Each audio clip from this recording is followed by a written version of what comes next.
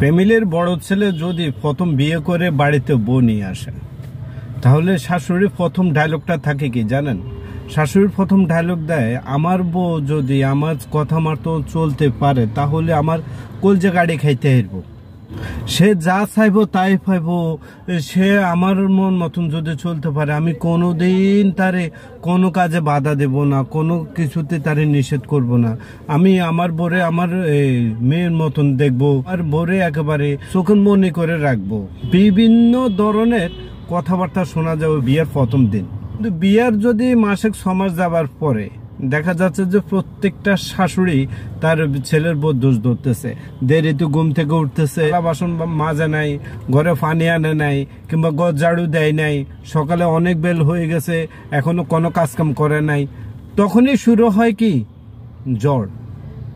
কিভাবে যে অন্যরে ঝাটকাইবো, কিভাবে অন্যরে ধমকের মধ্যে রাখবো, কিভাবে মানে যখন মুখে যা আসে তাই বলতে থাকে। কেন আপনার মেয়ে যখন ছিল বাড়িতে, আপনার মেয়েকে এরকম ভুল করে নাই? আপনার মেয়েরে তো আপনি কোনোদিন এভাবে শাসান নাই।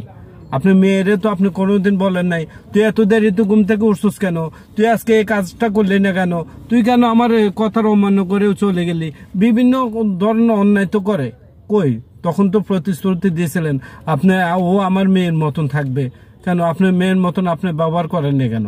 আপনার মেয়ে যদি ছোটখাটো ভুলগুলা করে থাকে আপনি তারে কি করতেন? হয় ঠান্ডা মাথায় বুঝাইতেন।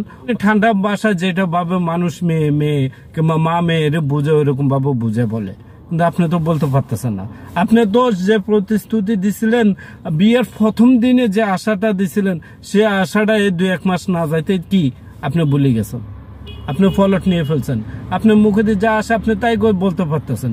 এখন এমন ভাবে কথা বলতেছেন, দেখা যাচ্ছে যে আপনি ছেলের বউ না পারে কিছু সইতে, না পারে কিছু কইতে, বাধ্য হয়ে আপনার কুটুক্তি খোঁচাইন্য কথাবার্তা কিংবা বকজগা শুনতে শুনতে শুনতে একটা সময় কি করে আপনার কথাগুলো অ্যাভয়েড করে সে চলে। আপনার কথা কোনো গুরুত্বই দেবে না। তার কারণ কি? তার কারণ হয়েছে আপনি আপনার মেয়ের ব্যবহার আপনার বউর সাথে করতে পারেন নাই, যার কারণ হয়েছে এটা। আপনি যদি আপনি মেয়ের মতন আপনার ছেলের বউরে দেখতেন, ছেলের বউর বুঝাইতেন, তাহলে আপনার একটা মেয়ে কেন আপনার বিরোধিতা যাবে, কেন আপনার সাথে দ্বন্দ্বতা লাগবে, কেন আপনার শাশুড়িকে আলাদা করে দিতে চাইবে?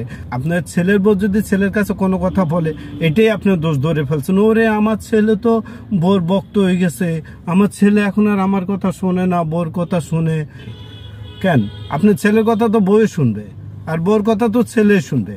এটাই তো স্বাভাবিক। ওরা একজন অপরকে তো কথা বলে ওদের ভালো মন্দ সবকিছু শেয়ার করবে। এটা কেন আপনি মা হয়ে আপনি সহ্য করতে পারেন না?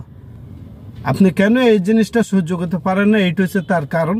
আপনার ভিতরে ওই যে মুখে বলছেন এক কথা, অন্তরে রাখছেন আরো কথা। পরের মেয়েকে আপনি কখনো ওই মেয়ে নিজের মেয়ে হিসেবে ভাবতে পারেন না।